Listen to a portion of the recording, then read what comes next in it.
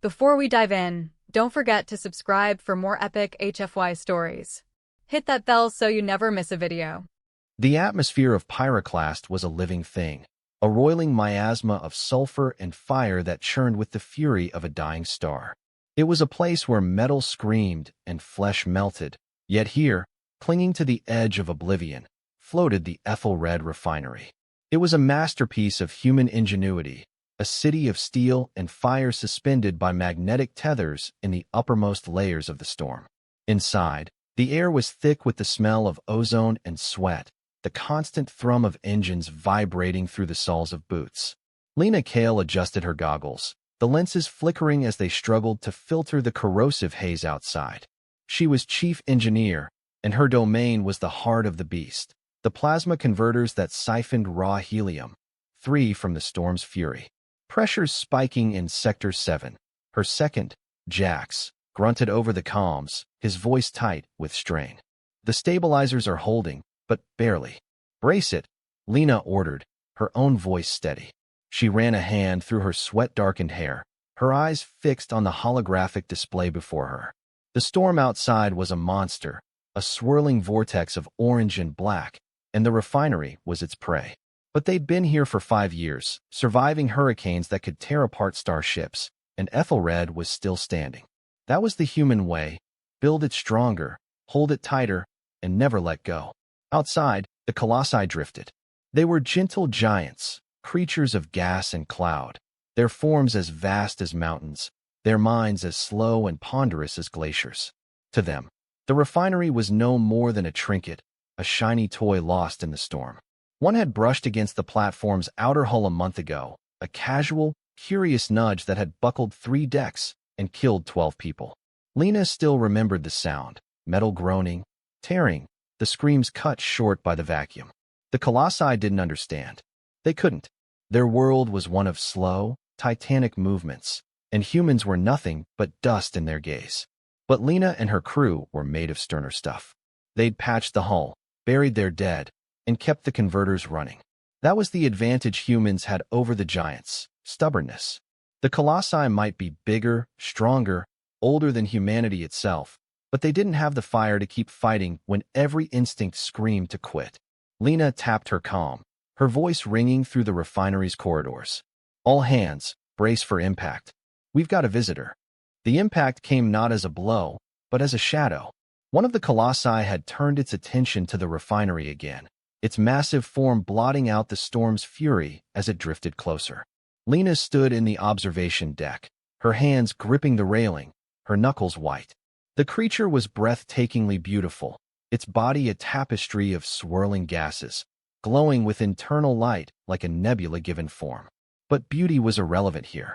This was a threat, a force of nature that could crush them without a thought. "It's moving," Jack said, his voice tight. "Slow but steady. It's coming right for us." Lena's mind raced. The emergency protocols were clear: evacuate, detach, and let the storm swallow the platform. But that meant abandoning years of work, the lives lost to build this place, and the helium, 3 reserves that could power a fleet for a decade. No, they wouldn't run. "Fire the repulsors," she ordered. "Full power. Push it away." The deck shuddered as the magnetic repulsors activated, beams of energy lashing out at the Colossus. The creature didn't even flinch. The energy washed over its surface like rain on stone, doing nothing. Panic began to creep in, cold and sharp, but Lena forced it down. There had to be another way. She pulled up the schematics, her fingers flying over the console. The Colossi were made of gas, held together by some unknown force. What if they could disrupt that? "Jax, get me a read on its energy signature," she said, her voice clipped. "I want to know what makes it tick." The data scrolled across the screen, complex and alien, but there was a pattern, a rhythm, a pulse. The Colossi weren't just drifting. They were alive, breathing, with a heartbeat as slow as the turning of planets. "It's resonating," Lena murmured. "If we can hit that frequency." "Hit it with what?" Jack shot back. "Our weapons won't scratch it." Lena's eyes narrowed. "We don't need weapons. We need noise."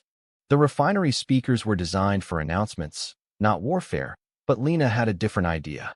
She rerouted the entire comms system, bypassing the delicate internal circuits and hooking them directly into the storm's ambient energy. The result was a screech that tore through the metal, a sound that made teeth vibrate and bones ache. Outside, the Colossus twitched, its form rippling like a disturbed pond. It worked. The creature was disoriented, its slow mind struggling to process the assault. "Keep it up," Lena commanded, her voice raw. "Don't let up." But the strain was immense. The speakers were overheating, circuits melting under the pressure. Smoke began to curl from the vents, and alarms blared across the deck. "We can't maintain this," Jax yelled over the din, "the system's failing." Lena's mind raced. They needed more power, more noise, but the refinery systems were already at their limit. Then she saw it. The plasma converters, their cores glowing with raw helium-3, untapped. They were meant to siphon the gas, not weaponize it, but necessity was a cruel teacher. "Jax, divert all power from the converters to the speakers. Now." He stared at her, horrified. "That'll overload them. The cores could go critical." "Do it," Lena roared. The speakers shrieked louder, a sound that felt like it was tearing the universe apart. The Colossus recoiled, its massive form convulsing, its internal light flickering erratically. For a moment, it looked like they'd won. But then, the unthinkable happened. The core of one of the converters ruptured. A blast of raw helium-3 erupted, tearing through the deck, incinerating everything in its path. Lena was thrown back, the world dissolving into fire and noise. Lena woke to the smell of burnt metal and the taste of blood in her mouth. The deck was a wreck, twisted metal and smoldering wires everywhere. Jax was beside her, his face pale, his arm bent at an unnatural angle. "We're alive," he rasped, his voice ragged. "Barely." Outside, the storm raged on, but the Colossus was gone, drifted away, perhaps, or driven off by the explosion. The refinery was crippled, the converters offline, the hull breached in half a dozen places. They were dying, adrift in a hell they'd barely survived. But Lena wasn't done. Not yet. "We can't stay here," she said, pushing herself to her feet, pain lancing through her body. "The storm will tear us apart." Jax groaned as he struggled up. "Where do we go?" "The escape pods are gone." Lena's eyes scanned the wreckage, landing on the one thing still intact, the refinery's central spire, a narrow tower that rose above the chaos. "The emergency beacon," she said. "If we can reach it, we might signal for help." The journey was a nightmare. They navigated corridors collapsed by the explosion, floors slick with coolant and blood.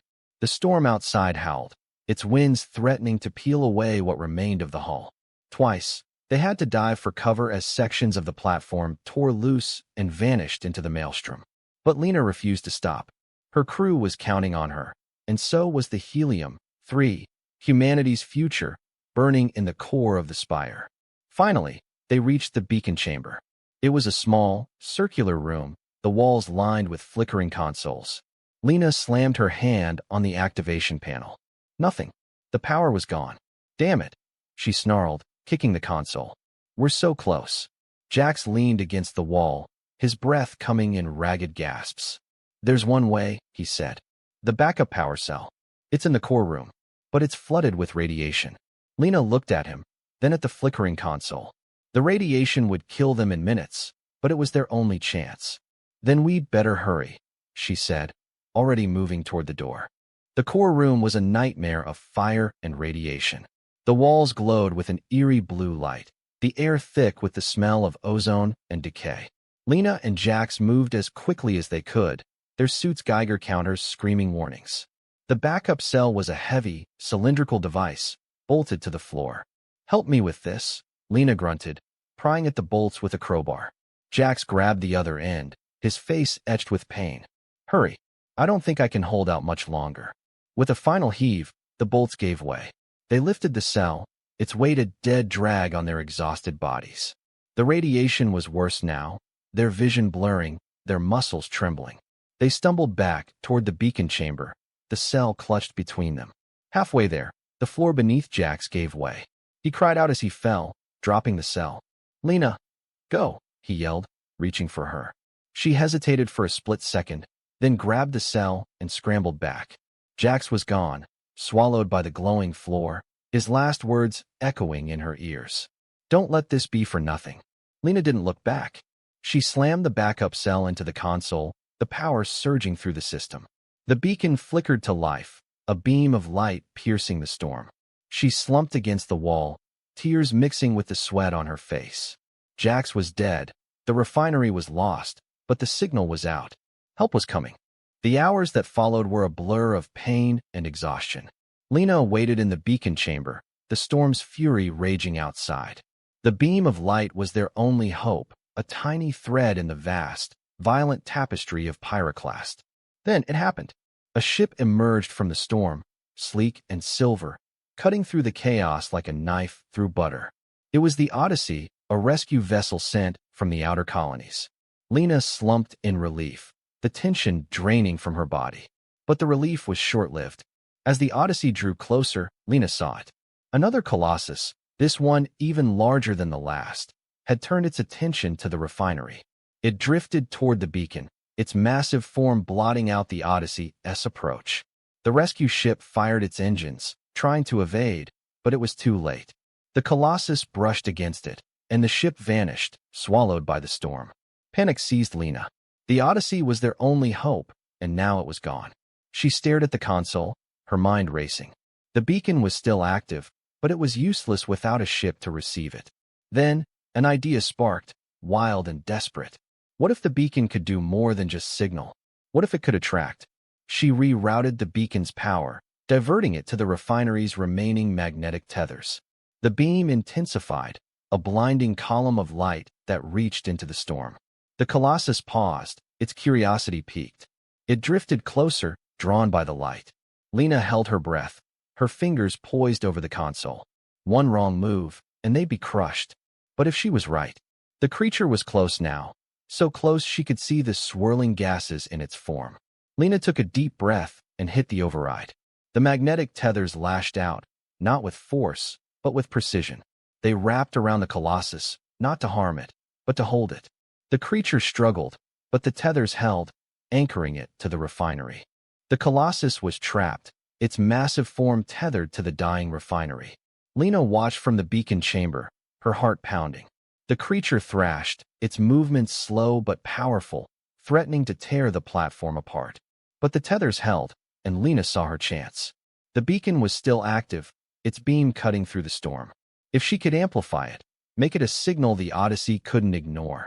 She rerouted the remaining power, channeling everything into the beacon. The beam intensified, a blinding pillar of light that reached into the depths of the storm. Then, she activated the emergency transponder, a frequency the Odyssey was programmed to detect, no matter the interference. The signal screamed into the void, a desperate plea in the heart of hell. Outside, the Colossus roared, a sound that felt like the universe tearing apart. It thrashed against the tethers, its movements growing more violent. The refinery groaned, metal screaming under the strain. Lena braced herself, knowing this could be the end. But then, the signal was answered. A ship emerged from the storm, smaller than the Odyssey, but fast and agile.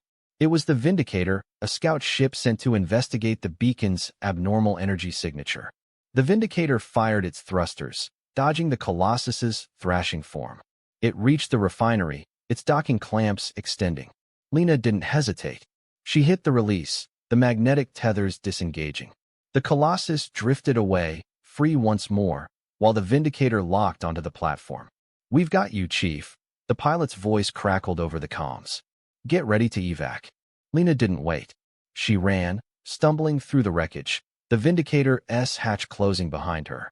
The last thing she saw as the ship pulled away was the refinery, adrift in the storm, a monument to human stubbornness. It was gone, but they'd survived. The Vindicator fled Pyroclast, leaving the storm's fury behind. Lena sat in the infirmary, her arm in a sling, her body aching with exhaustion. The crew was alive, battered but alive. They'd lost Jax, lost the refinery, but they'd survived the impossible. The pilot, a woman named Eva, walked in, her expression grim. "We lost the Odyssey," she said. "The Colossus got it." Lena nodded, her jaw tight. "I know." Eva hesitated, then sat beside her. "You did something no one else could have. You held that thing off." Lena looked out the viewport, at the stars twinkling in the distance. "We didn't hold it off," she said quietly. We just annoyed it long enough to get away. Eva smiled faintly. Annoyed it? Lena, you tethered a mountain of gas to a refinery and used it as a beacon. That's not annoyance. That's genius. Lena's lips twitched. Maybe it was. Maybe it was the kind of genius that came from desperation, from the refusal to give up when the universe told you to. The Colossi were gods in their own right, beings beyond human comprehension. But humans had something the giants didn't, a fire that burned even in the face of extinction. As the Vindicator sailed on, Lena closed her eyes, the weight of loss heavy on her shoulders. But she knew, with a certainty that burned brighter than any star, that humanity would endure. They'd build again, stronger this time, and they'd face the giants once more. Because that's what humans did. They fought. They survived. They never, ever gave up. The rescue ship Vindicator cut through the void, a lone silver needle in the endless black. Lena stood on the bridge, her gaze fixed on the stars, her mind replaying the horrors of Pyroclast. The refinery was gone, Jax was gone, but they were alive. That was what mattered. Survival. Eva, the pilot, approached her, her voice soft. We've got a course laid in. 3 weeks to the nearest colony. Lena nodded. Good. Eva hesitated, then said, what you did back there, tethering that Colossus. It was insane. Lena managed a faint smile. It worked. Did it? Eva countered. The Odyssey is gone. The refinery is gone. We lost people, Lena. The truth was a bitter pill, but Lena swallowed it. We lost some, but not all. That's the balance. Eva sighed. The brass is going to want to report. What do we tell them? Lena thought for a moment, then said, tell them we found a way. Tell them that even in hell, humans can find a light. Eva nodded, her expression thoughtful. They won't believe it. Let them, Lena said, her voice hardening. Belief doesn't change what happened. We survived. That's all that matters. As the ship sailed on, Lena turned her gaze back to the stars. The universe was vast and cruel, filled with beings beyond their understanding. But humans had something the Colossi didn't, a fire that refused to die. They'd build again, face the giants again, and survive again. Because that's what humans did. They endured. 3 weeks later, the Vindicator docked at the colony of New Haven. Lena stepped onto the tarmac, the familiar scent of ozone and greenery a welcome change from the stench of Pyroclast. The colony was bustling, a thriving hub of humanity in the vast emptiness of space. But Lena didn't see the beauty. She saw only the ghosts of those she'd lost. A man in a crisp uniform approached her, his face stern.